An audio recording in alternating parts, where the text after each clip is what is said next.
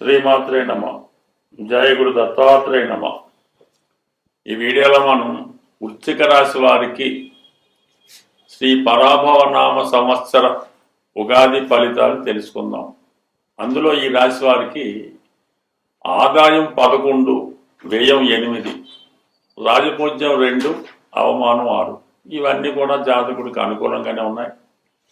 ప్రధానంగా మరి ఈ వృశ్చిక రాశి వారికి ఈ సంవత్సర ఫలితాలు అన్నప్పుడు రాహు, కేతువు, శని, గురువు మాత్రమే తీసుకోవడం జరుగుతుంది.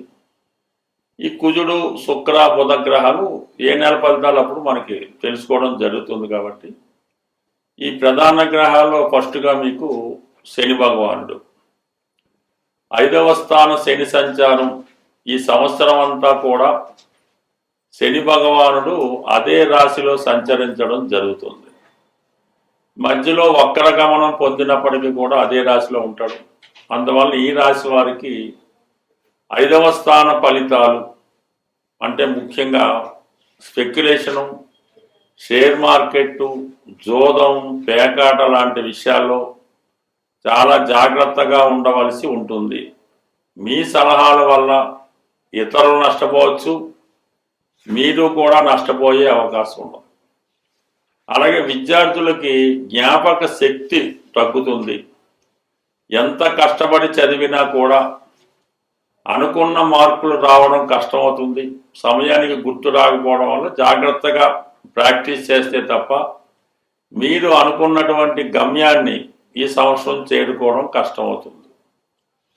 మరి ప్రధానంగా ప్రేమ సంబంధించిన విషయాల్లో ఒక నిరాశ వస్తుంది. ఏదో విధంగా ప్రేమికుల మధ్య ఎడబాటు రావడం కానీ, ప్రేమికుల్లో ఎవరో ఒకరికి వేరే అవకాశాలు రావడం వల్ల, విదేశ ప్రయత్నాల్లో పెళ్ళిలో జరగడం వల్ల ప్రేమికులకి భంగం కలిగే అవకాశం ఉంది. సంతానం కొరకు ఆశించే దంపతులు అతిగా కష్టపడితే తప్ప, ఏదన్నా ఒక పరిహారం చేసుకుంటే తప్ప సంతానం అంటే ప్రెగ్నెన్సీ అది రావడం అనేది కొద్దిగా ఆలస్యం అవుతుంటుంది. కానీ కంపల్సరీగా వస్తుంది. తగు జాగ్రత్త తీసుకుంటే కంపల్సరీగా వస్తుంది కూడా. ప్రెగ్నెన్సీ నిలబడుతుంది, సంతానం కూడా కలిగే అవుతుంది. ఒక సంవత్సరంలో సంతానం కూడా కలుగుతారు. అయితే పంచమంలో ఉన్నటువంటి శని సప్తమాన్ని వీక్షించడం వల్ల వివాహ ప్రయత్నాలు వాయిదా పడుతుంటాయి. సరైన నిర్ణయం తీసుకోలేకపోవడం వల్ల ఎవరో ఒకరు అలా పెళ్ళి వాయిదా వేస్తుంటారు.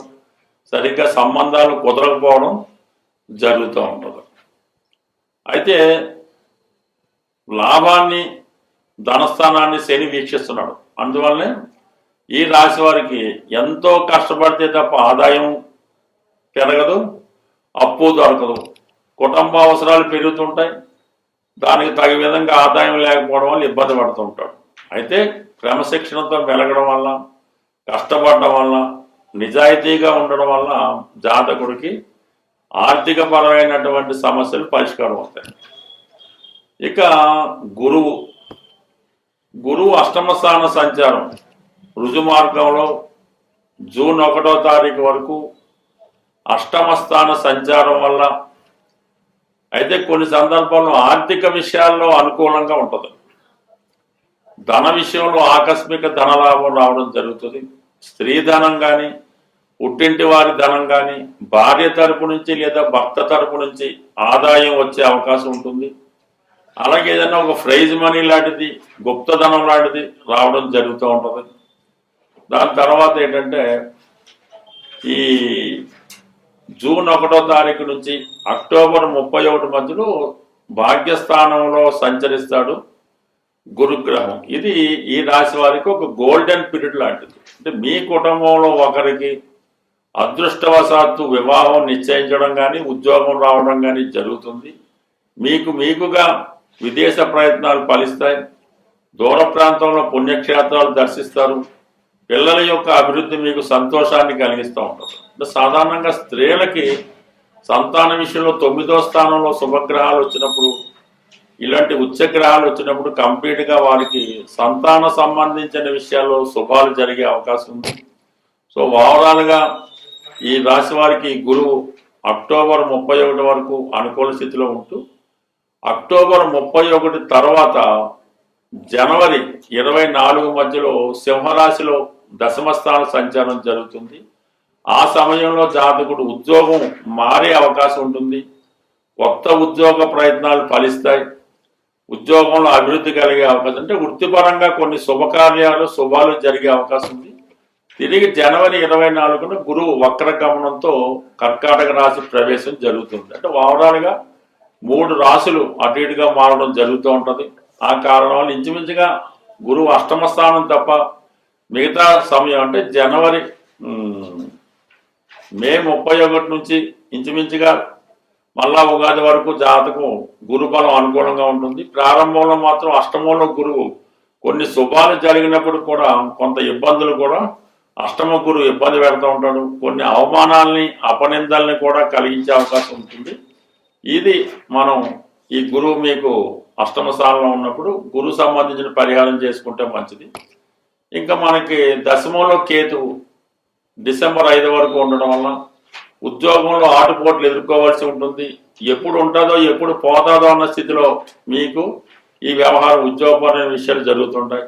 అందుకని తొందరపడి నిర్ణయాలు తీసుకోకుండా ఉన్న ఉద్యోగాన్ని జాగ్రత్తగా కాపాడుకుంటే చాలా అనుకూలంగా ఉండే అవకాశం ఉంది. అలాగే డిసెంబర్ 5 తర్వాత గురువు మళ్ళా కేతువు 9వ స్థానం సంచరించడం, ఆ సమయంలో పుణ్యక్షేత్రాలు దర్శిస్తారు, ఆధ్యాత్మిక కార్యక్రమాల్లో పాల్గొంటారు. ఇక రాహు 4వ స్థాన సంచారం వల్ల డిసెంబర్ 5 వరకు విద్యార్థులు విద్యను చాలా ఎక్కువ శ్రద్ధ పెట్టాలి.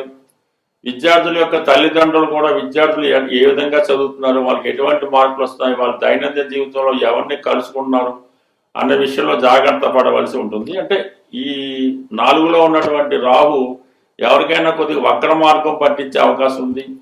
కొద్దిగా నిజాయితీగా ఉండలేకపోవచ్చు. ఈ విధంగా 4వ స్థానంలో రాహు కొద్దిగా మనస్సుకి ఇబ్బంది కలిగే విషయాలు వినడం జరుగుతూ ఉంటుంది. జాతకుడి యొక్క ప్రవర్తనలో మార్పు వస్తూ ఉంటుంది.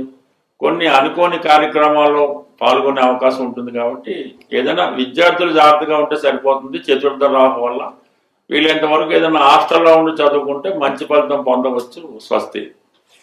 ఏదైనా మనకి గ్రహాలు ప్రతికూలంగా లేనప్పుడు ఆ గ్రహాల్ని సంతృప్తి పరచడానికి మనం సనాతనంగా ఆచరిస్తున్నటువంటిది నవరత్న ధారణ.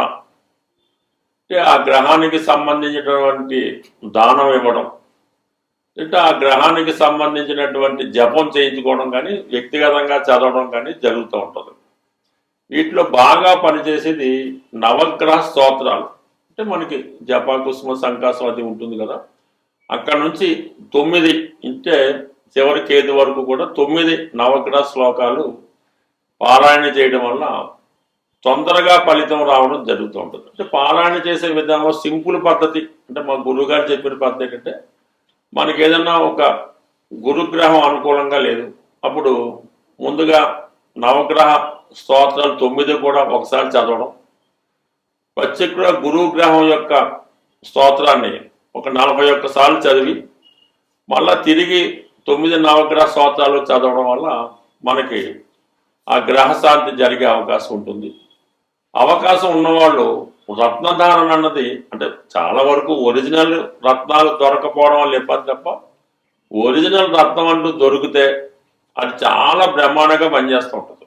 అది రవిగ్రహానికి కెంపు, చంద్రగ్రహానికి ముత్యం, కుజగ్రహానికి పగడం, బుధగ్రహానికి పచ్చ, గురుగ్రహానికి కనకపుష్యరాగం, శుక్రగ్రహానికి వజ్రం, శనిగ్రహానికి నీలం, రాహుకి గోమేధికం, కేతువుకి వైడూర్యం ధరించడం జరుగుతూ ఉంటుంది. అయితే ఇందులో ఈ శుక్రుడి దగ్గర రాబోతులకి వజ్రం, అది ఎక్కువ 2-3 క్యారెట్ల పట్ల పెట్టవసరం లేదు. కేవలం ఒక 11 సెంట్లు లేదంటే 15 సెంట్లు సెట్ సరిపోతుంది. అయితే మినిమం మిగతా ఈ కెంపు కానీ పచ్చ కానీ కనకపుష్ప కానీ 1 క్యారెట్ ఉంటే 99% సరిపోతుంది. పెద్ద ఏజ్ ఉన్న వాళ్ళకి పెద్దది ధరించాలని, చిన్న ఏజ్ ఉన్న వాళ్ళకి చిన్నది ధరించాలన్నటువంటి భేదం అన్నది అది వ్యాపార ధోరణి అవుతుంది తప్ప మామూలుగా అయితే కాదు. నిరభ్యంతరంగా ఎటువంటి ఫేక్ కాకుండా మంచిది ఒక్క క్యారెట్ ధరించిన అది 100% మీకు ఫలితం లభిస్తుంది. అయితే కేవలం రత్నదానం ఒకటే కాకుండా రెగ్యులర్గా నవగ్రహ స్తోత్రాలు పారాయణ చేస్తూ ఏ గ్రహానికి సంబంధించినటువంటి కొన్ని ఈ ఆహార పదార్థాలు ఉంటాయి అవి గోవుకి పెట్టడం వల్ల కూడా మీకు ఆ గ్రహశాంతి అవుతూ ఉంటుంది. మరి ఆరోగ్యం బాగలేదు, ఉద్యోగం రావటం లేదు అన్నప్పుడు గోవుకి అంటే గోశాలలో ఆవుకి నానబెట్టినటువంటి గోధుమలు 1 కిలో పావు ఆవు పెట్టడం వల్ల మరి ఆరోగ్యం బాగుపడుతుంది, ఉద్యోగ ప్రయత్నాలు ఫలిస్తాయి. ఈ విధంగా ఈ ఆవుకి ఆహారంగా పెట్టడం, ఈ విధంగా అనేక రకాల పరిహారాలు ఉన్నాయి. చాలా ఈజీగా ధనం ఇబ్బంది ఉంది, ఆర్థిక పరంగా బాగా చిరిగిపోయాం, ఏ దారి కనబట్టలేదు అనుకున్న వాళ్ళు కొద్దిపాటి చిన్న రెమెడీ చేసి చూడండి, బ్రహ్మాండంగా పనిచేస్తే. ఏంటంటే ఒక 100 గ్రాములు గోధుమ నూక, అందులో ఒక 100 గ్రాములు పంచదార కలిపి, ఒక 100 గ్రాములు నెయ్యి, ఈ 3 కలిపి చక్కగా ఒక ఉండలాగా లడ్డులాగా పౌడర్లాగా చేసి ఆ పౌడర్ని చీమలు ఉన్న ప్రదేశంలో, ఏ చీమలన్నా పర్లేదు, ఆ చీమలు ఉన్న ప్రదేశంలో మంగళవారం రోజు ఆ చీమలకు ఆహారంగా వేయడం వల్ల ఈ విధంగా మీరు ఒక 8 వారాలు చేయడం వల్ల ఎంత గొప్ప ఆర్థిక సమస్య అయినా 100కి 100 పరిష్కారం అయ్యే అవకాశం ఉంది. బట్ ఏదైనా ఇందులో నమ్మకం అన్నది వెరీ ఇంపార్టెంట్. మీరు ఎంత నమ్మకంతో పరిహారం చేస్తే అది అంత బాగా పనిచేస్తుంది. నమ్మకం లేకుండా మీరు ఎంత గొప్ప ప్రయత్నం చేసినా అది వేస్ట్గానే మిగిలిపోతుంది. స్వస్తి.